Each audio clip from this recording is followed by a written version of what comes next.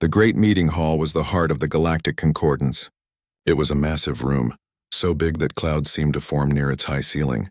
The air hummed with the sounds and smells of 100 different species. Tall insect-like beings clicked their polished claws.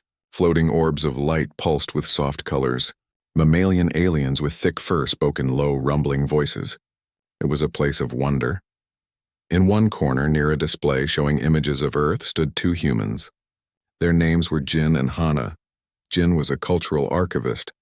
His job was to study and understand the stories and art of all the species in the Concordance.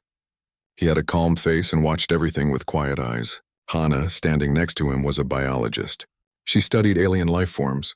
She was more energetic than Jin, her eyes darting around the room, fascinated by every new creature she saw. Today, all attention was on the Galateans. The Galateans were one of the oldest and most respected species in the galaxy. They were tall and graceful, with smooth, silver-gray skin that seemed to absorb the light. Their faces were long and serene, with large, dark eyes that held a deep sense of pride. They moved through the crowd as if they owned the room, and in a way they did. Everyone listened when the Galateans spoke. Ambassador Tarek, the leader of the Galatean group, stepped onto the central platform. The room fell silent. His voice was like a soft chiming bell, clear and beautiful. "Friends of the Concordance," Tarek began, his large eyes sweeping over the crowd. "We are here today to share a new treasure, a testament to the glory of a civilization that has stood the test of time." A giant hologram flickered to life behind him. It showed complex swirling patterns of light and sound. "This is the latest recording of our greatest cultural work, the Song of Unbroken Lineage." The music began to play. It was intricate and layered. Thousands of different notes wove together in a pattern that was both vast and precise. It was beautiful, but it was also rigid. It did not change. It did not swell or fade. It was simply perfect, and had been perfect according to the Galateans for over 20,000 years. "For 20 millennia, Tarek continued, his voice full of pride, "this song has been passed down. Not a single note has been changed. Not a single rhythm has been altered. This is true culture. This is purity. It is the preservation of perfection, untouched by chaos or outside influence. A legacy like this is what gives a civilization its true value and its place in the galaxy." Polite clicks and rumbles of agreement came from the crowd. Jin listened, his head tilted. He found the music impressive, like a magnificent frozen waterfall. But he also found it cold. There was no joy in it, no surprise. When the music ended, the crowd applauded. Tarek gave a slight proud bow and stepped down from the platform. Later, the formal presentation turned into a social mixer. Beings floated through the hall, talking and sharing drinks. Jin and Hana stood by the human display. It showed many different things from Earth. There was a video of a classical orchestra playing Beethoven.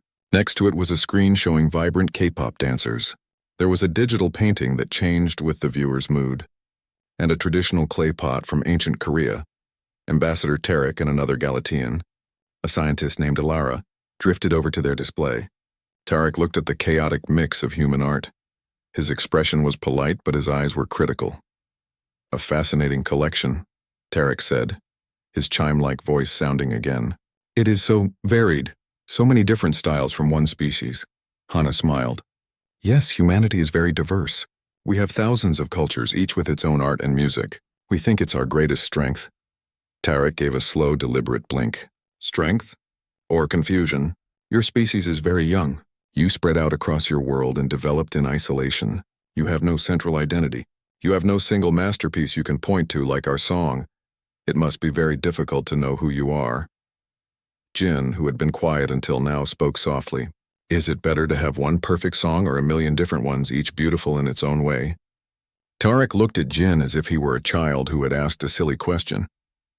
"A million different songs means you have not yet found the right one. Perfection, once achieved, needs no replacement. It only needs protection. What you call diversity, we call noise." He gestured vaguely at the human display. "This looks like the babbling of a child before it learns to speak in full sentences." "There is no weight here, no history." Hana's smile had frozen on her face. She could feel the insult hidden in the polite words. This was more than just a cultural difference. This was a dismissal. The Galateans were trying to shame them, to suggest that humanity was primitive and unworthy of a high place in the galaxy. because its culture was not unified and ancient like theirs. Ilara, the other Galatian, looked slightly uncomfortable. She studied the human display with a scientist's curiosity, not a diplomat's pride, but she said nothing. Tarek gave another small condescending smile. I do not mean to offend. It is simply the way of things. Older, more stable civilizations have a duty to guide the younger ones. With that, he turned and glided away, Ilara following in his wake. Hana let out a frustrated breath once they were gone. Did you hear that? The babbling of a child. Who does he think he is? Jin didn't look angry. He was still watching the spot where Tarek had been standing, a thoughtful look in his eyes.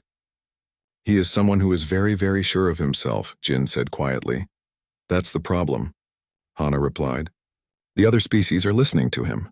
If they start to believe we're culturally immature, it could affect our trade agreements, our voting rights, everything. Jin finally turned to look at Hana. He believes their culture is a solid, unmovable mountain. He thinks ours is just scattered sand. And? Hana asked, seeing the familiar look in Jin's eyes. It was the look he got when he was deep in research, piecing together a puzzle. And, Jin said, a small smile touching his lips. Even the tallest mountain can have cracks, and sometimes all you need is a small seed to grow in one of those cracks to split it open. He looked back toward the grand Galatian display, where the perfect, unchangeable song was still playing on a loop. I need to get into the archives. Hana stared at him. The archives? Jin, this is a political problem. We need a political solution. We need to make a brilliant speech about human potential. Speeches are just more noise, Jin said, already moving away from their display. He doesn't understand words. He only understands monuments, so I need to find a monument. Not one of ours, one of theirs. He walked away, heading for the part of the station that held the historical records of every species in the concordance. Hana watched him go, feeling a mix of hope and worry. She knew Jin was brilliant, but going up against the Galatians' greatest source of pride seemed like an impossible task. All they had were a million different songs, and the Galatians had one perfect, unbroken one. The days after the mixer felt different for the human delegation. It was a subtle change, but Jin and Hana could feel it. Where other alien species had once greeted them with warm clicks or friendly rumbles, now there were sometimes hesitant pauses. A few diplomats would look away quickly after making eye contact. The Galatian message, delivered with such polite certainty, was spreading. Humanity was being judged and found to be lacking. Hana tried to fight it. She gave small presentations about human adaptability. She talked about how our many cultures allowed us to solve problems in creative ways. The audiences were polite, but they were not convinced. The Galatian ideal of a single, perfect culture was too deeply ingrained. To them, humanity's diversity looked like disorder. Meanwhile, Jin disappeared. He spent every waking hour in the Galactic Concordance's historical archives.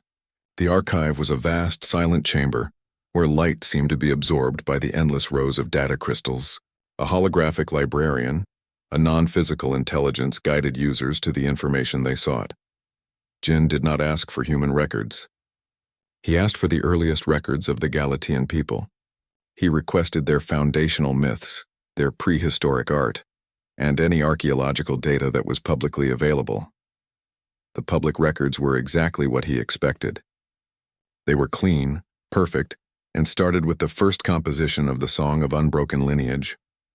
Everything before that was described as a time of formlessness, a vague and unimportant era before the Galatians found their true cultural path. But Jin was a skilled archivist. He knew that public records were like a clean house where everything messy is shoved into a closet. He began to look for the closets. He searched for geological surveys of the Galatian homeworld. He looked for reports on ancient settlement patterns. He studied the energy signatures of their earliest artifacts. He was looking for cracks. One night, Hana found him in the archive, his face lit by the blue glow of a data screen. He looked tired, but his eyes were focused. Any luck? Hana asked, her voice a whisper in the quiet hall. They are very, very good at hiding their past, Jin said without looking away from the screen. It's like they took a giant brush and painted over their entire history. They want everyone to believe they were born perfect. But they weren't, Hana said, stating the obvious. No species is. Exactly, Jin replied, a small smile on his face. He pointed to the screen. It showed a map of the Galactian homeworld. Look at this. Geological core samples from different continents. The official history says their civilization began in one single blessed valley. But these mineral deposits, they tell a different story. The map was covered in tiny glowing dots. Each dot represented a different archaeological find. They were scattered all over the planet, not concentrated in one valley. They were everywhere, Hana whispered, understanding. Just like us, Jin agreed. They had many different groups isolated from each other by oceans and mountains. They must have had many different songs. He pulled up another file. It was a list of energy signatures from artifacts deemed pre-cultural by the Galactians. Most were simple tools, but a few were marked as resonance objects. Their purpose was unknown. Jin isolated the data from those objects. He ran it through a sound wave analysis program.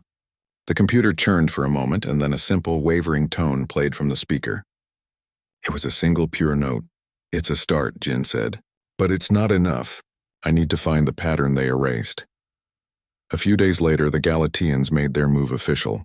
They published a treatise, a formal essay that was sent to every delegation on the station.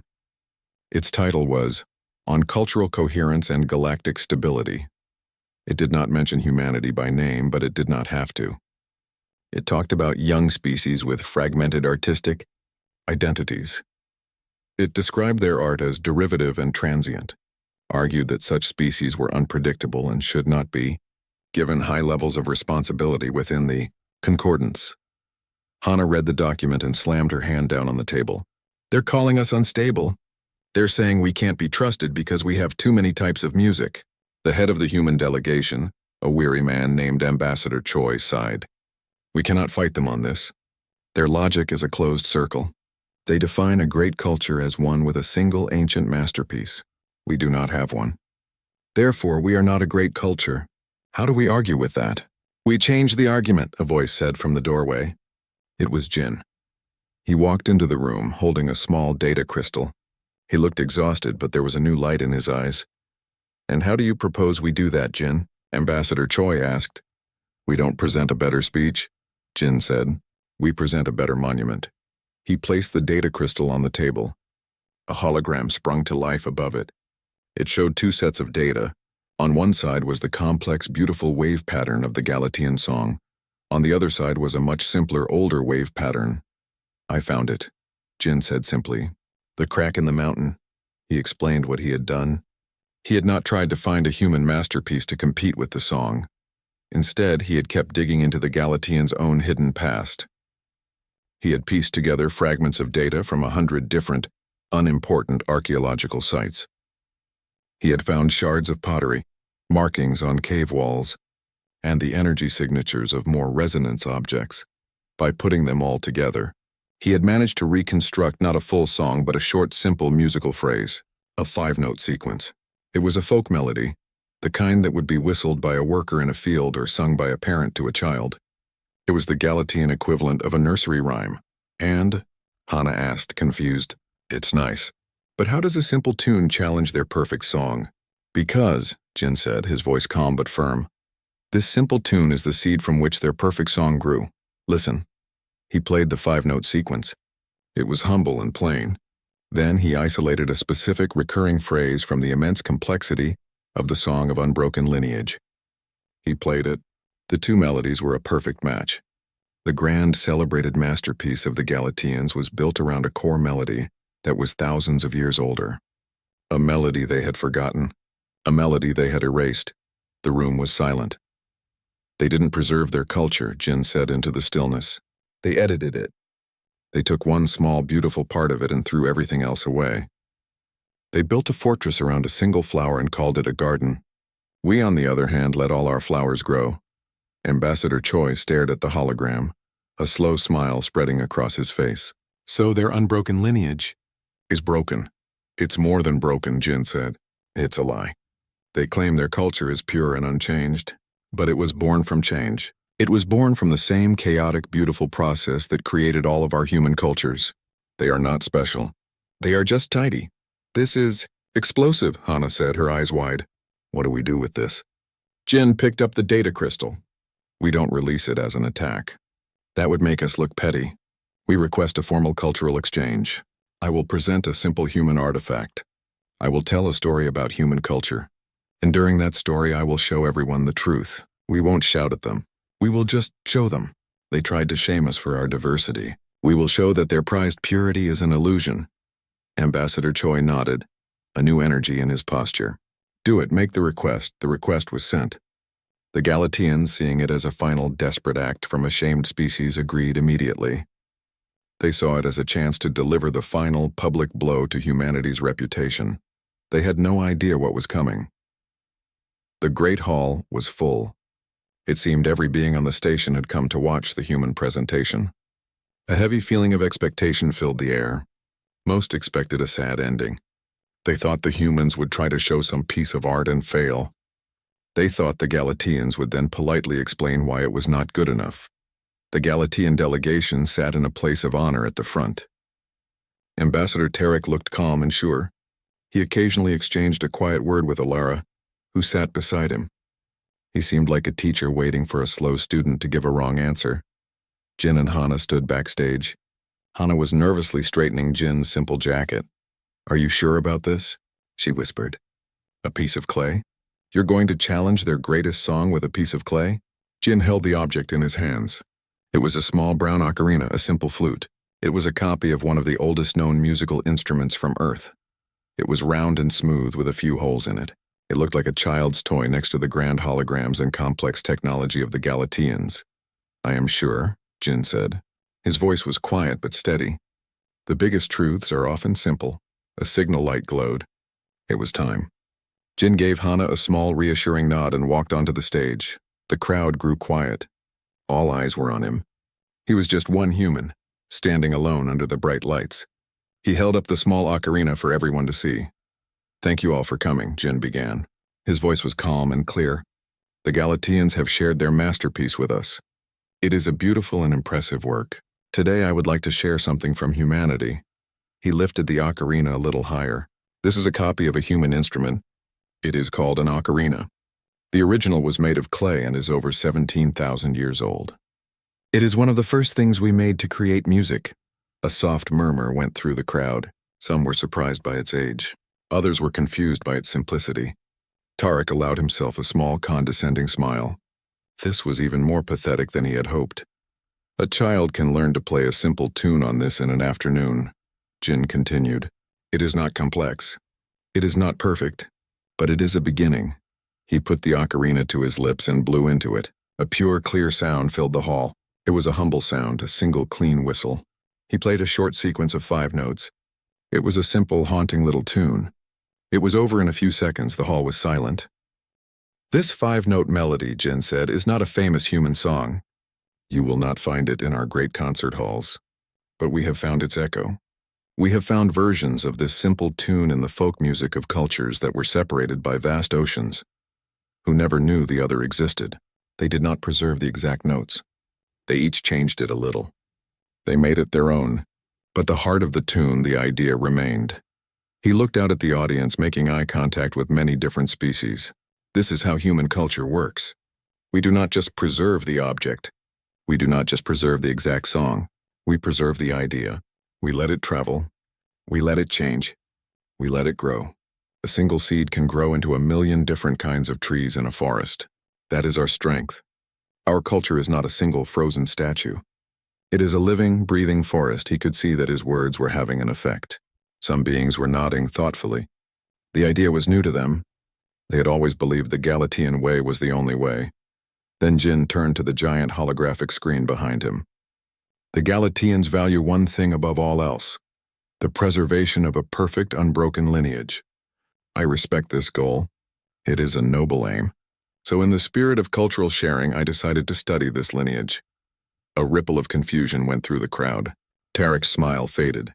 He sat up a little straighter. "What was this human doing?" "I am an archivist," Jin explained. "I study history, so I went into the public archives. I looked at the earliest data from the Galatian homeworld. I looked at the archaeological records from the time before the song was composed. On the screen, complex data streams began to appear. There were maps and energy readings. The audience leaned forward, fascinated. The official history says that before the song there was only a time of formlessness, Jin said. But the geological and archaeological data tells a different story. It shows a world with many different groups of Galateans living far apart from each other, just like early humans. He pulled up images of simple artifacts from different continents. These are labeled as pre-cultural, but they are evidence of a vibrant, diverse past, a past with many voices, not just one. Tarek's face was now tight with anger. He looked like he wanted to stand up and stop the presentation, but he was frozen in his seat. Ilara was staring at the screen, her large, dark eyes wide with a mixture of shock and intense curiosity. And among these artifacts, Jin said, his voice still calm and respectful, I found something beautiful. I found fragments of their earliest music. Not a grand song, but simple melodies, the music of everyday life. He played the 5-note sequence on the ocarina again. The simple tune echoed in the silent hall. Then, on the screen, he displayed the wave pattern of those 5 notes. Next to it, he displayed the immensely complex wave pattern of the Galatean song of unbroken lineage. Using sound analysis, Jin said, I looked for the heart of the great song. I looked for its oldest, most foundational phrase. He zoomed in on one small, repeating section of the grand song. The computer isolated it and played it for the hall. It was a more sophisticated, more elegant version of the 5-note sequence. The 2 melodies were undeniably perfectly the same. The silence in the hall was now absolute. You could hear the hum of the station's life support systems. The seed of your perfect unbroken song, Jin said softly, turning to look directly at the pale, stunned face of Ambassador Tarek, is a folk melody from your own forgotten past. You did not create a perfect new thing. You found a simple, beautiful thing that already existed. You chose to build a magnificent, unchanging fortress around it. You called that fortress your culture. He paused, letting the truth sink into every being in the room. We humans, he continued, we found our simple, beautiful things too. But we did not build fortresses. We took those seeds and we planted them. We let them be carried by the wind and by time. We let them grow into 1,000,000 different songs, 1,000,000 different stories, 1,000,000 different works of art. You chose to honor your past by freezing it. We chose to honor our past by letting it live and grow and change. He held up the small ocarina one last time. You have one perfect song, frozen in time. We have a world full of music and it is alive. He did not say anything else. He simply bowed his head slightly and walked off the stage. For a long moment there was no sound. Then a single being, a small mammal-like alien, began to clap. Then another joined, and then another. The applause was not thunderous or wild. It was slow, thoughtful, and full of a new understanding. It was the sound of a galaxy seeing something ancient in a completely new way. The Galateans did not move. They sat like statues made of stone. Ambassador Tarek was not looking at anyone. His eyes were fixed on the floor. The shame was not on the human anymore. It was on them.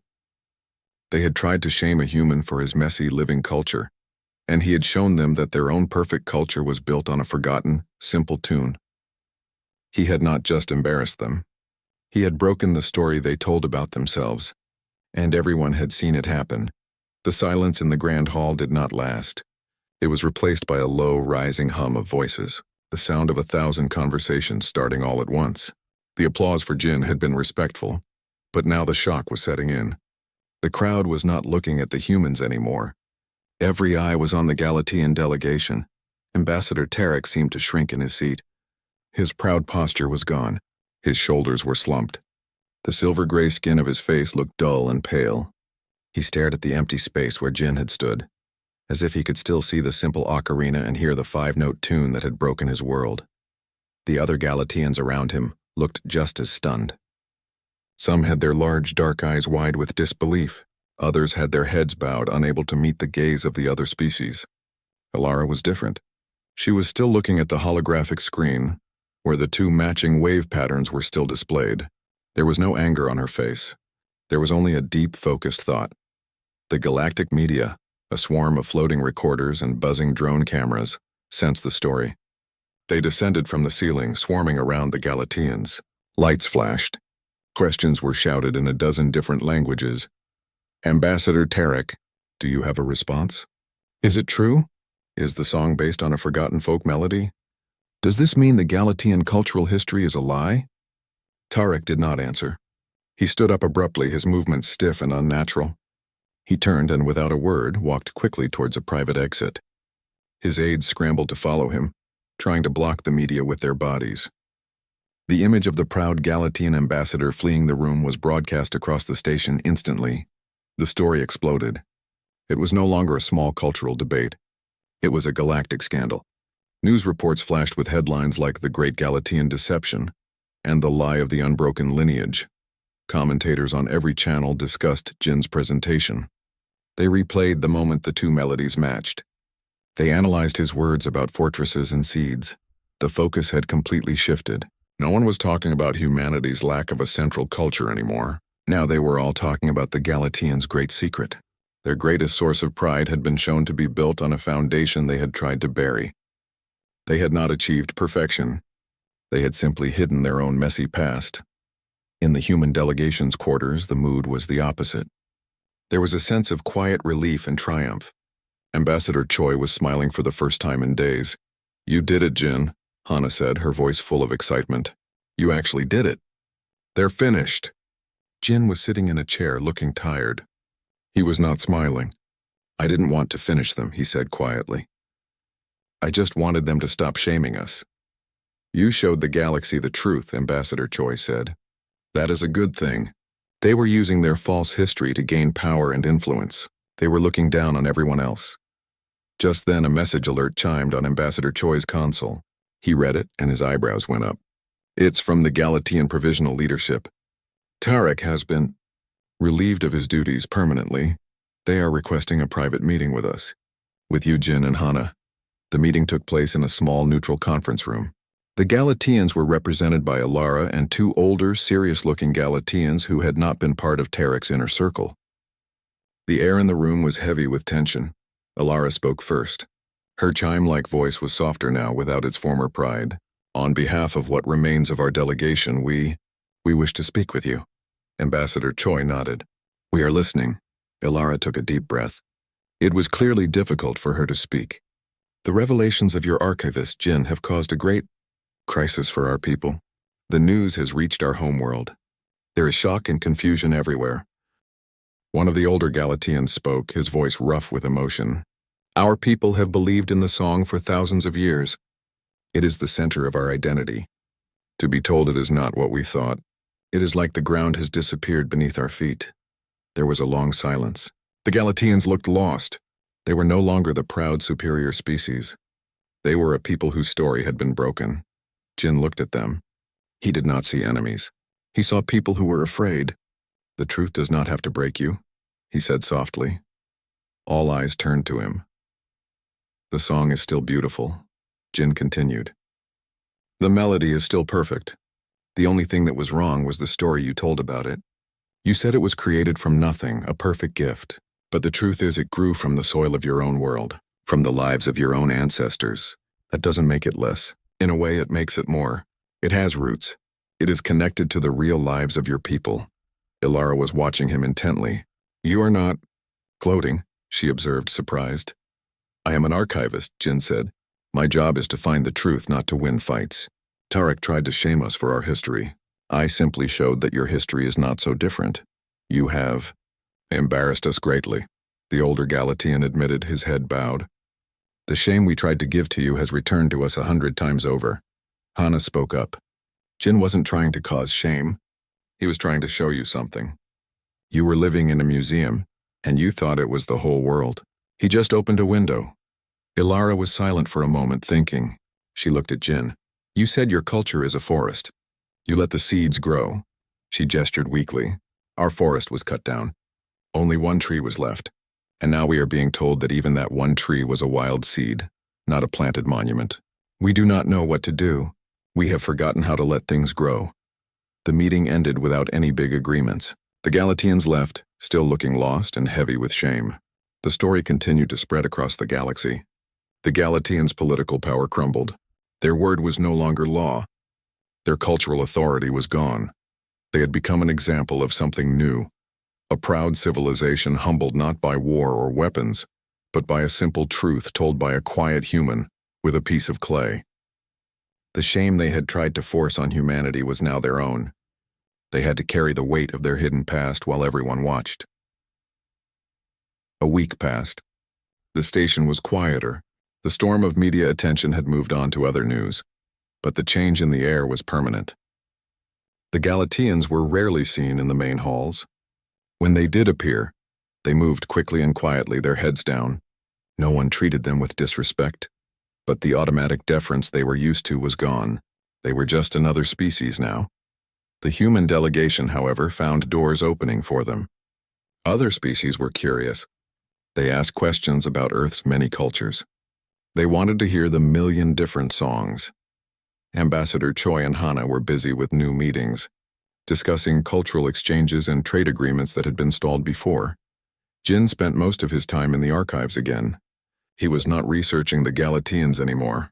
He was studying the history of a small aquatic species, finding peace in the quiet work. One afternoon, as he was reviewing some data, he heard a soft sound behind him. He turned and saw Ilara standing there. She was alone. Her posture was less rigid than before, and her large, dark eyes held a new, uncertain expression. "May I speak with you, Jin?" she asked. Her voice was still a chime, but the haughty tone was gone. "Of course," Jin said, turning off his screen. Ilara hesitated, choosing her words carefully. "The situation on our homeworld is complex. There is much anger and confusion. Many people are very upset with you." Jin nodded. "I understand. But," Ilara continued, "not everyone is. Some of us, especially the scientists and historians, we have been looking into the data you presented. We have been looking into our own hidden archives, the ones our leaders sealed away. You were correct in everything you said." She looked down at her hands. "We had many songs. We had many stories. We had art from every corner of our world. It was beautiful. It was messy and alive. And we were told it was worthless. We were told to forget it, to build a single perfect identity." She looked back at Jin, and for the first time he saw a flicker of something besides shame or pride in her eyes. It was sadness. "We have been living in a cage, and we were taught to love the bars because they were shiny. You showed us that the door was open all along. We just never tried it." Jin was silent, letting her talk. "Ambassador Tarek and the old council have been removed," Ilara said. "A new provisional council has been formed. I have been asked to serve as our new cultural liaison." "That is good news," Jin said sincerely. "It is a difficult task," Ilara admitted. "We do not know how to be us, not the us we pretended to be. The real us. The one with a million different songs we can no longer remember." She took a step closer. "That is why I am here." She gestured to the small table where Jin's ocarina still sat. He had brought it to the archives with him. "You spoke of seeds," Ilara said. "You said humans plant their seeds and let them grow. Our forest was cut down. We have no seeds left to plant. The old ones are lost." She looked from the ocarina to Jin's face. "Would you be willing to teach us? Not about your culture, but about the process, about how to start again. How do you take a simple melody and let it become something new? We have forgotten how to create. We have only known how to preserve." Jin looked at her. He saw the genuine plea in her eyes. This was not a trick. This was not politics. This was one species, humbled and lost, asking another for help to find their way back to themselves. He picked up the ocarina. It felt warm and familiar in his hand. "I can show you how we begin," he said. He held the ocarina out to her. "The first step is to make a sound. Any sound? It doesn't have to be perfect." Ilara looked at the simple clay instrument. It was the object that had shattered her people's pride. Slowly, hesitantly, she reached out and took it. Her long silver fingers curled around it carefully as if it were made of glass. She looked at Jin, unsure. "Just blow," he said gently, "like you are whispering a secret." Ilara brought the ocarina to her lips. She took a breath and blew. A soft, slightly airy note came out. It was not perfect. It wavered. But it was a sound. A new sound made by a Galatean that was not part of the song. A small, amazed smile touched her lips. She tried again, covering one of the holes with her finger as she had seen Jin do. The note changed. It was a different pitch. "It is not the song," she said, her voice full of wonder. "No," Jin agreed. "It is your song. The first one." She played the 5-note sequence that Jin had played in the hall. It was clumsy and slow, but she played it. The simple tune that was the ancestor of her people's greatest masterpiece filled the quiet archive. When you go back to your people, Jin said, take that with you. Don't tell them it is perfect. Tell them it is a beginning.